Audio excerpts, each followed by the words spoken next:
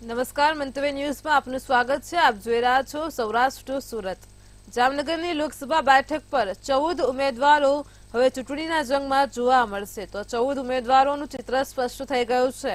આગામી ચૂંટણીમાં આ 14 ઉમેદવારો ચૂંટણીના મેદાનમાં જોવા મળશે। તો જામનગરની લોકસભા બેઠકમાં 14 ઉમેદવારોને માન્ય રખાયા છે। ભાજપ કોંગ્રેસ વચ્ચે સીધો ચૂંટણીનો જંગ જામશે। તો આજ રોજ જામનગર લોકસભા બેઠક પરથી 7 ઉમેદવારોએ ફોર્મ પરત ખેંચ્યા છે। ભાજપના પૂનમબેન માડમ અને કોંગ્રેસના જેપી મારવિયા વચ્ચે હવે ચૂંટણી જંગ જામશે। તો 7 ઉમેદવારોએ ફોર્મ પરત ખેંચતા જ જામનગર લોકસભા બેઠક પર ચિત્ર સ્પષ્ટ થયું છે। 14 ઉમેદવારો ચૂંટણી મેદાનમાં છે। ભાજપ અને કોંગ્રેસ વચ્ચે સીધો ચૂંટણીનો જંગ જામશે। તો ભાજપના ઉમેદવાર પૂનમબેન માડમ અને કોંગ્રેસના ઉમેદવાર જેપી મારવિયા વચ્ચે હવે જંગ જામશે। જામનગરની લોકસભા બેઠક પર 14 ઉમેદવારો જ રહ્યા છે। 7 ઉમેદવારોએ ફોર્મ પરત ખેંચી લીધા છે।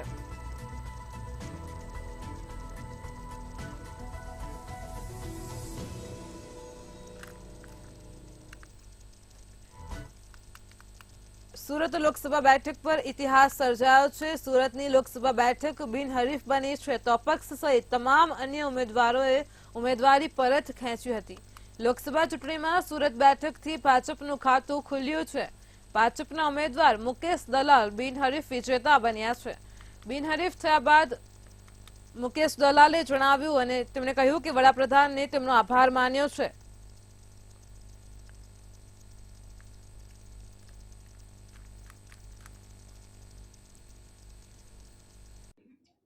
સુરત લોકસભાની આજની ચૂંટણી કમિશનર દ્વારા મારી જે જાહેરાત કરવામાં આવી છે એ ગુજરાતમાં અને દેશમાં પહેલું કમળ ખીલ્યું છે તે હું આદરણીય વડાપ્રધાન શ્રી નરેન્દ્રભાઈ મોદી સાહેબના કમળ ચરણોમાં અર્પણ કરું છું। સાથે જ આદરણીય પ્રધાનમંત્રીશ્રીએ શ્રી અમિતભાઈ શાહ સાહેબે, શ્રી જેપી નડ્ડા સાહેબે અને હંમેશા ઇતિહાસ બનાવવા માટે અને એક વિક્રમ સર્જવા માટે અમારા માર્ગદર્શક અને અમારા કુશળ નેતૃત્વ આદરણીય શ્રી આર પાટીલ સાહેબ તેમજ મુખ્યમંત્રી શ્રી ભૂપેન્દ્રભાઈ પટેલ સાહેબનો પણ આભારી છું કે એમને મારામાં વિશ્વાસ મૂક્યો છે। આ જે જીત છે એ નરેન્દ્રભાઈ મોદી સાહેબનું જે લક્ષ્યાંક છે અબ કે બાર 400 પાર તે દિશામાંનું ફર્સ્ટ સ્ટેપ છે। સુરત લોકસભાની વાત કરીએ તો આજે બપોરે 3 વાગે સુરત લોકસભાના ભાજપના ઉમેદવાર મુકેશ દલાલને બિનહરીફ જાહેર કરાયા હતા। કારણ કે 8 જેટલા અપક્ષ ઉમેદવારોએ ઉમેદવારી કરી હતી, પરંતુ આજે ગઈકાલે કોંગ્રેસના ઉમેદવાર નિલેશ કુંભારીનો ફોર્મ રિજેક્ટ થતા રદ થતા નવા 8 ઉમેદવારો બચ્યા હતા। પરંતુ આજે વહેલી સવારે 7 જેટલા અપક્ષ ઉમેદવારો કલેક્ટર કચેરી પહોંચી ગયા હતા અને પોતાની ઉમેદવારી પરત ખેંચી લીધી હતી। પરંતુ માત્ર એક ઉમેદવાર એવું હતું કે જે 2 વાગ્યા સુધી કલેક્ટર કચેરી નહીં પહોંચ્યું હતું, જેનું નામ છે બહુજન સમાજ પાર્ટીના પ્યારેલાલ। પરંતુ બહુજન સમાજ પાર્ટીના પ્યારેલાલ પણ 2 વાગે કલેક્ટર કચેરી પહોંચી ગયા હતા અને પોતાની ઉમેદવારી પાછી ખેંચી લીધી હતી, જેના કારણે કોંગ્રેસે પોતાની ઉમેદવારી ગઈકાલે રિજેક્ટ થઈ હતી, પરંતુ ડમી ઉમેદવાર પણ તેમનો રિજેક્ટ થયો હતો, જેના કારણે આજે બીજેપીના ઉમેદવાર મુકેશ દલાલ બિનહરીફ જાહેર થયા હતા। ગુજરાતના ઇતિહાસમાં પહેલી વખત સુરત લોકસભામાં મતદાન નહીં થશે અને છેલ્લા કેટલાક 48 કલાકથી સુરત શહેરમાં આ ડ્રામા ચાલી રહ્યો હતો, પરંતુ આજે બપોરે 3 કલાકે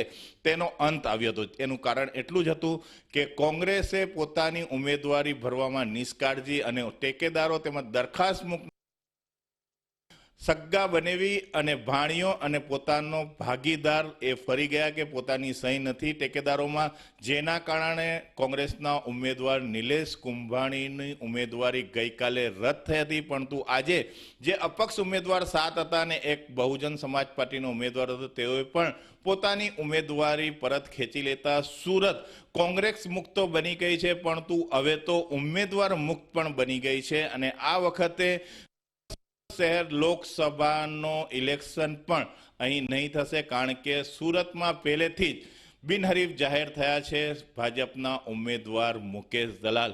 ઘણા મતદારો ખૂબ જ નિરાશા થઈ રહ્યા છે કે પહેલી વખત 18 વર્ષે તેઓ પોતાનું લોકસભામાં પોતાનું મતદાનનો હક કોને આપવો તેનું રાહ જોઈ રહ્યા હતા. પરંતુ આ કોંગ્રેસની નિષ્કાળજી અને અપક્ષ ઉમેદવારો પોતાનું ફોર્મ પરત ખેંચી લેતા આ વખતે સુરતમાં ગુજરાતમાં પહેલી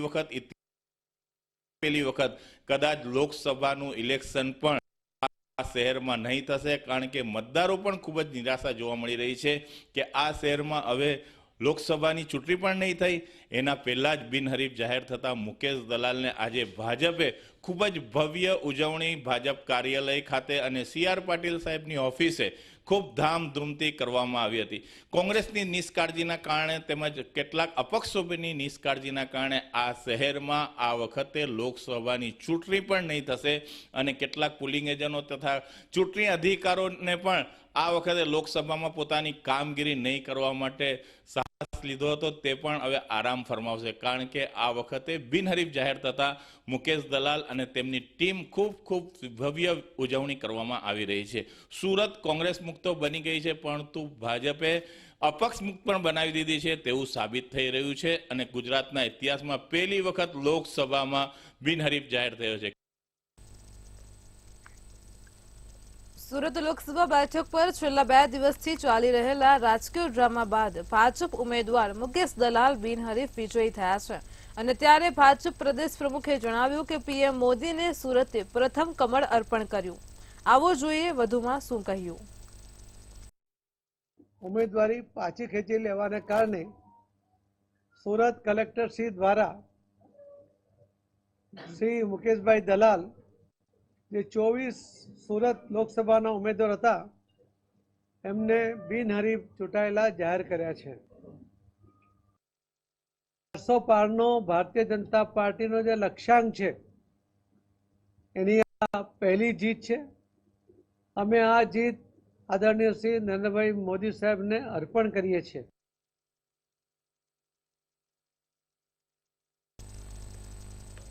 ભાવનગર ખાતે ગૃહ રાજ્યમંત્રી અને પ્રદેશ ભાજપ મહામંત્રીની બેઠક મળી હતી. આ બેઠકમાં ગૃહ રાજ્યમંત્રી અને પ્રદેશ ભાજપ મહામંત્રીની બેઠકમાં ક્ષત્રિય સમાજના અગ્રણીઓ અને ભાજપના ક્ષત્રિય નેતાઓ જોડાયા હતા. આ બેઠકમાં હર્ષ સંઘવી અને ભાજપના સંગઠન મહામંત્રી રત્નાકર બંને ઉપસ્થિત રહ્યા હતા. શહેરની સરોવર પોર્ટિકો હોટલમાં ઓચિંતી બેઠક યોજવામાં આવી હતી. આ બેઠકમાં નીમુ બામણિયા સહિત સ્થાનિક ભાજપના નેતાઓ પણ જોડાયા હતા. તો ક્ષત્રિય સમાજના અગ્રણીઓ અને ભાજપના ક્ષત્રિય નેતાઓ પણ બેઠકમાં જોડાયા. 2 કલાક સુધી ચાલેલી બેઠકમાં ક્ષત્રિય સમાજના વિરોધને લઈને ચર્ચા કરાઈ હતી. ભાજપની બેઠકથી મીડિયાને દૂર રખાયું હતું.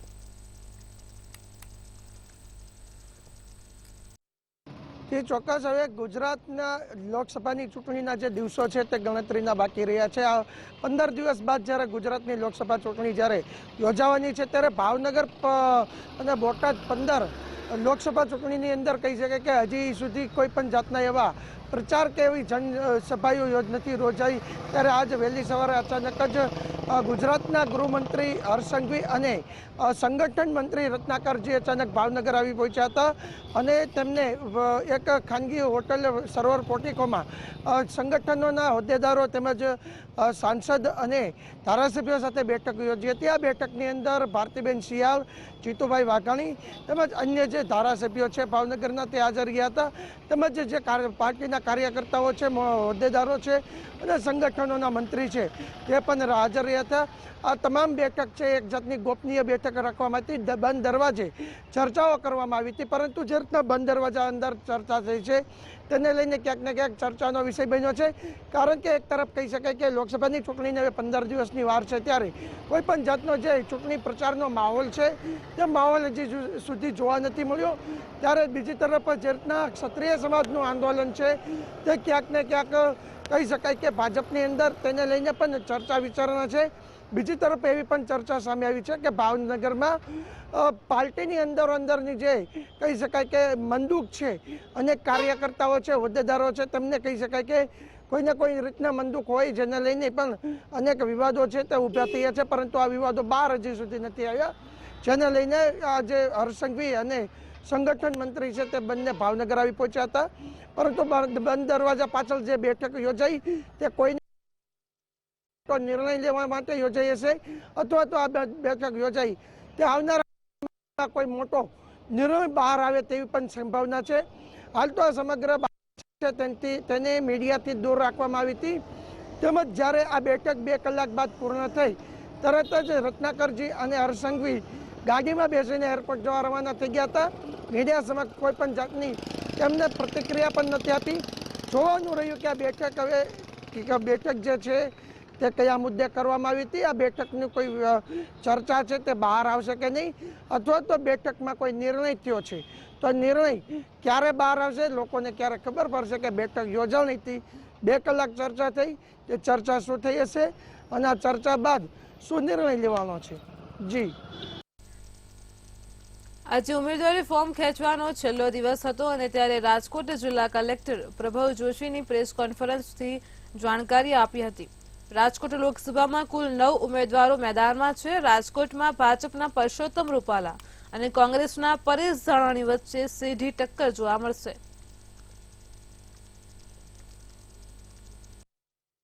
આજે એક ઉમેદવાર દેસાણીભાઈ દ્વારા ફોર્મ પરત ખેંચવામાં આવેલ છે, જેથી કુલ 9 ઉમેદવાર રાજકોટ લોકસભાની ઉમેદવારીમાં બાકી રહ્યા છે, જેમનું નામ ધાનાણી પરેશકુમાર જેઠલાલ, પરસોત્તમભાઈ રૂપાલા, ચમનભાઈ સવસાણી, અજાગિયા નીરલ અમૃતલાલ, ભવેશભાઈ આચાર્ય, ઝાલા નયન, ભવેશભાઈ પીપળિયા, જિગ્નેશ મહાજન તથા પ્રકાશભાઈ સિંધવ છે. રાજકોટ લોકસભાના કોંગ્રેસના ઉમેદવાર પરેશ ધાનાણીએ જ્યુબિલી ગાર્ડનમાં મહાત્મા ગાંધીની પ્રતિમાને પુષ્પાંજલિ અર્પણ કરી હતી.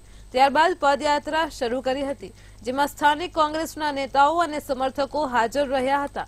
પદયાત્રા સંપર્ક દરમિયાન પરેશ ધાનાણી જ્યુબિલી માર્કેટ, પરા બજાર સહિતના વિસ્તારોમાં પ્રચાર કરી વેપારીઓને મળ્યા હતા.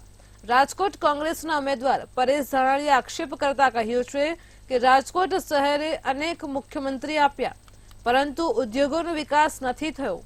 એન્જિનિયરિંગ, ઓટોમોબાઈલ ઇન્ડસ્ટ્રી સહિતના ઉદ્યોગોનો સ્વબળે વિકાસ થયો છે.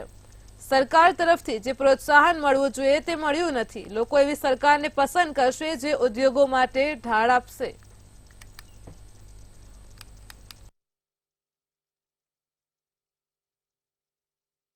પાટનગર સમાન રાજકોટે સ્વબળે પરસેવાની કમાણીથી રાજકોટની દેશ અને પ્રદેશમાં ઓળખ ઊભી કરી.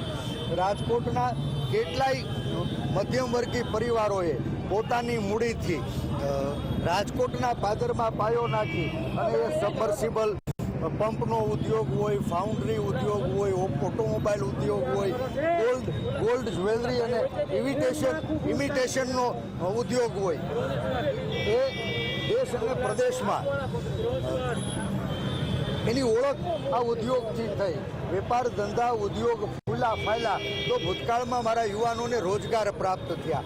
કમનસીબે જે રાજકોટની ભૂમિએ 4 જેટલા મુખ્યમંત્રીઓ આપ્યા, નેતાઓ મજબૂત પસંદ કર્યા, પણ મજબૂત નેતાઓ રાજકોટની આશા અને અપેક્ષાઓ પરિપૂર્ણ કરવામાં નિષ્ફળ નીવડ્યા.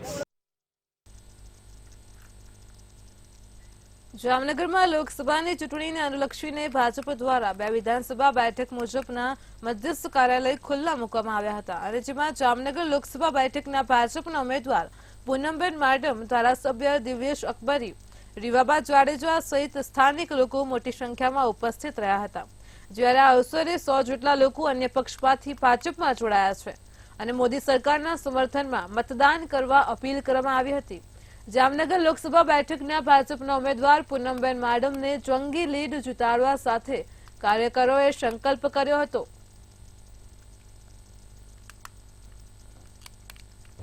જામનગર સંસદીય ક્ષેત્રના 78 વિધાનસભાના મધ્યસ્થ કાર્યાલયની શુભ શરૂઆત કરવામાં આવી, જેમાં શહેર અધ્યક્ષ શ્રી વિમલભાઈ, આ 78 વિધાનસભાના ધારાસભ્ય બેન શ્રીમતી રીવાબા જાડેજા, 79 વિધાનસભાના ધારાસભ્ય ભાઈ શ્રી દિવેશભાઈ અકબરી, મેયરશ્રી, સર્વે કોર્પોરેટરશ્રીઓ, પૂર્વ મેયરશ્રીઓ, પૂર્વ પ્રમુખો, વિશાળ સંખ્યામાં સર્વે નાગરિકગણ, અલગ અલગ સમાજોના પ્રતિનિધિ, અલગ અલગ સંગઠનના સર્વે હોદ્દેદારો અને બહુ મોટી સંખ્યામાં કાર્યકર્તાઓ અને નાગરિકોની ઉપસ્થિતિમાં બે કાર્યાલય 78 વિધાનસભા અને 79 વિધાનસભાના કાર્યાલયોની શુભ શરૂઆત કરવામાં આવી. જે જામનગર મહાનગરની બંને વિધાનસભાઓ એટલે કે 78 ઉત્તર અને 79 દક્ષિણ બંને વિધાનસભાના મધ્યસ્થ કાર્યાલયના ઉદ્ઘાટન આજે આપણા લોકલાડીલા ઉમેદવાર અને જે સતત ત્રીજી ટર્મ માટે ઐતિહાસિક વિજય તરફ આગળ વધી રહ્યા છે એવા આપણા લોકપ્રિય સાંસદ બેન શ્રી પૂનમબેનના વરદ હસ્તે કરવામાં આવ્યું હતું.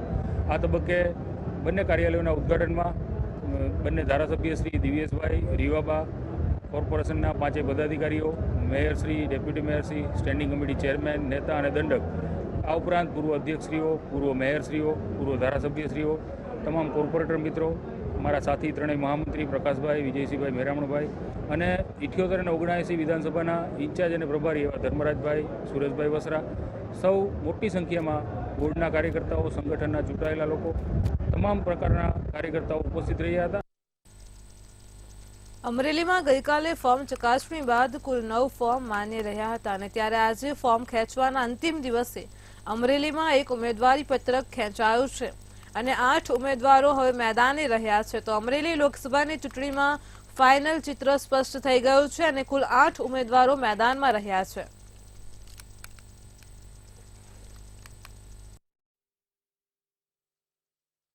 અમરેલી લોકસભા મત વિસ્તારમાં ગઈકાલે સ્ક્રુટનીની પ્રક્રિયા પૂર્ણ થતા 9 ઉમેદવાર હરીફાઈમાં હતા, જે પૈકી એક ઉમેદવાર આજરોજ એની ઉમેદવારી પત્ર પાછી ખેંચી છે, જેનું નામ છે જયરામભાઈ પરમાર. એમની ઉમેદવારી પત્ર પાછા ખેંચતા હાલ 8 ઉમેદવારો હરીફાઈમાં છે, જેમાંથી 3 ઉમેદવારો છે જે માન્ય રાજકીય પક્ષોના છે, એક ઉમેદવાર છે જે નોંધાયેલ રાજકીય પક્ષના છે અને બાકીના 4 ઉમેદવાર છે જે અપક્ષ ઉમેદવારી નોંધાયેલ છે. લોકસભાની ચૂંટણીના અનુસંધાને સાવરકુંડલા લીલિયા વિસ્તારના ધારાસભ્ય મહેશભાઈ કસવાડા દ્વારા તેમના વિસ્તાર માટેનું ભાજપનું ચૂંટણી કાર્યાલયનો આજે પ્રારંભ કરવામાં આવ્યો છે.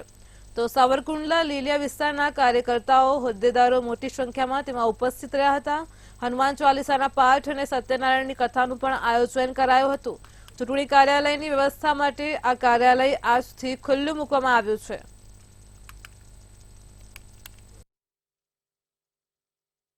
કોણ કોણ હતું? સાવરકુંડલા વિધાનસભા ક્ષેત્રનું મધ્યસ્થ કાર્યાલય લોકસભાની ચૂંટણી અમરેલીને લઈને આજે એમનું ઉદ્ઘાટન કર્યું છે. અમારા માનનીય સાંસદ નારણભાઈ કાછડિયા, ઉમેદવાર ભરતભાઈ સુતરિયા, ધારી વિસ્તારના અમારા ધારાસભ્યભાઈ શ્રી જેવીભાઈ કાકડિયા, તમામ પદાધિકારીઓ, તાલુકા પંચાયતના બંને તાલુકા પંચાયતના પ્રમુખશ્રીઓ, નગરપાલિકાના પ્રમુખશ્રી, અમારા 3 મંડળના પ્રમુખશ્રીઓ, મહામંત્રીશ્રીઓ, સંગઠનના લોકોને ચૂંટાયેલા પ્રતિનિધિઓની રૂબરૂમાં આ કાર્યાલયનું આજે ઉદ્ઘાટન કર્યું છે. ભાવનગરમાં જીએસટીની ટીમે કાર્યવાહી હાથ ધરી હતી અને જેમાં મોબાઈલ સ્ક્વોડે પેટ્રોલિંગ દરમિયાન બિલ વગરના 2 વાહન જપ્ત કર્યા હતા. મોબાઈલ સ્ક્વોડ દ્વારા બિલ વગર હેરાફેરી થતા આઈસર અને ટ્રકને ઝડપી પાડવામાં આવ્યા હતા. ત્યારે પેનલ્ટી વસૂલી બંને વાહનને છોડવામાં આવશે.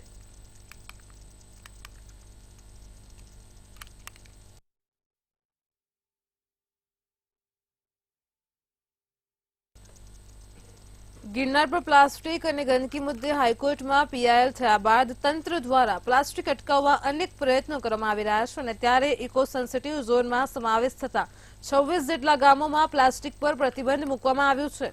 ભવનાથ વિસ્તારમાંથી થઈને લોકો ગિરનાર પર જતા હોય છે, ત્યારે ભવનાથના અશોક શિલાલેખ પાસે જૂનાગઢ મહાનગરપાલિકા, વહીવટી તંત્ર અને વન વિભાગ દ્વારા ચેકપોસ્ટ કાર્યરત કરવામાં આવી છે, જેમાં રાઉન્ડ ધ ક્લોક 3 ટીમો દ્વારા ચેકપોસ્ટ પર કામગીરી કરવામાં આવશે. અને ચેકપોસ્ટ ઉપરથી ભવનાથ ક્ષેત્રમાં પ્લાસ્ટિક જતું અટકાવવા માટે વાહનોનું ચેકિંગ હાથ ધરાશે. પ્રતિબંધિત પ્લાસ્ટિક જપ્ત કરવાની કામગીરી શરૂ કરી દેવાઈ છે. આ ચેકપોસ્ટ કાર્યરત કરાયાના પ્રથમ દિવસે જ પ્લાસ્ટિકની બોટલ સહિતનું 4 બેરલ જેટલું પ્લાસ્ટિક અટકાવવામાં આવ્યું હતું. બીજી તરફ તંત્ર દ્વારા ભવનાથ અને ગિરનાર દર્શનાર્થે આવતા ભાવિકોને પણ પ્રતિબંધિત પ્લાસ્ટિક સાથે ન લાવવા માટે અપીલ કરવામાં આવી છે. લોકો જે ભવનાથની અંદર લઈને આવે છે પ્લાસ્ટિકની બોટલો અને અન્ય પ્લાસ્ટિક, તે પ્લાસ્ટિક માટે આપણે અહીંયા ચેકપોસ્ટ ખાસ મૂકવામાં આવેલ છે, જેથી કરીને ભવનાથની અંદર પ્લાસ્ટિક સદંતર બંધ થઈ જાય અને કોઈ પણ પ્રકારનો પ્લાસ્ટિકનો ઉપયોગ ન થાય તે માટે અત્યારે આપણે અહીંયા ચેકપોસ્ટ મૂકવામાં આવેલ છે અને લોકોને જનજાગૃતિ પણ કરવામાં આવેલ છે. અત્યારે હાલમાં જુનાગઢની 3 ટીમ મહાનગરપાલિકા દ્વારા અને વહીવટી તંત્ર દ્વારા ગોઠવવામાં આવેલ છે, 6 થી 2, 2 થી 10 અને 10 થી 6, અને સંપૂર્ણપણે પ્લાસ્ટિક ન જાય એના માટે આ ટીમને અમે સૂચન પણ કરેલ છે. સુરત શહેરમાં લોકસભાની ચૂંટણીને ધ્યાને લઈ પોલીસ એક્શન મોડમાં આવી ગઈ છે, જેના લીધે એસઓજી દ્વારા વહેલી સવારે જ કતારગામ રેલવે પાસે કોમ્બિંગ હાથ ધરવામાં આવ્યું હતું, જેમાં 100 થી વધારે પોલીસ સ્ટાફ સાથે કતારગામ ઉત્કલનગર ઝુંપડપટ્ટીમાં ચેકિંગ કરવામાં આવ્યું હતું.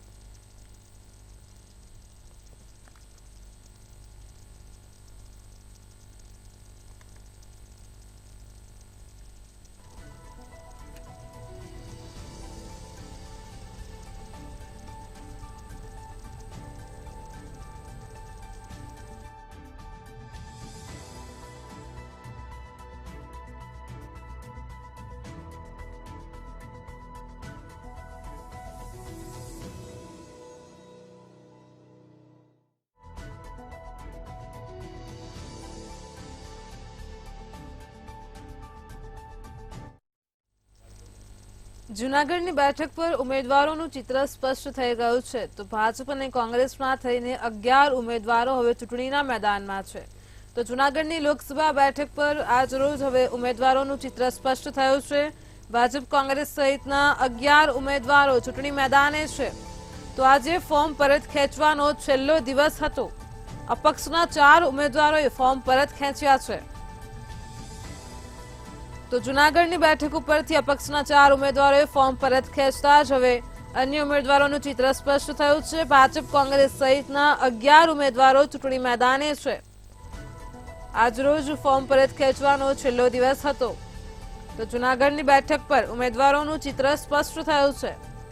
ભાજપ કોંગ્રેસ સહિતના 11 ઉમેદવારો મેદાને છે. તો અપક્ષના 4 ઉમેદવારોએ ફોર્મ પરત ખેંચ્યા છે.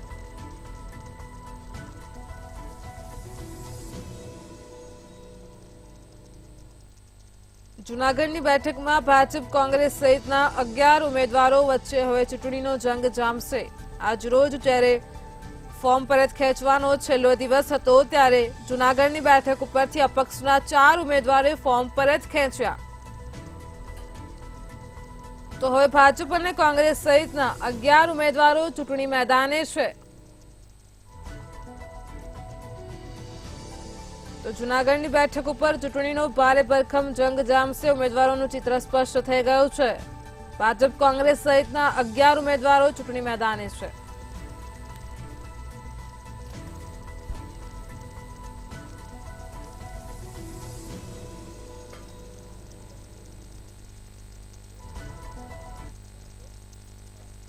વતનની વાતમાં હાલ આટલું જ. વધુ સમાચાર માટે જોડાયેલા રહો મંતવ્ય ન્યૂઝ સાથે. નમસ્કાર.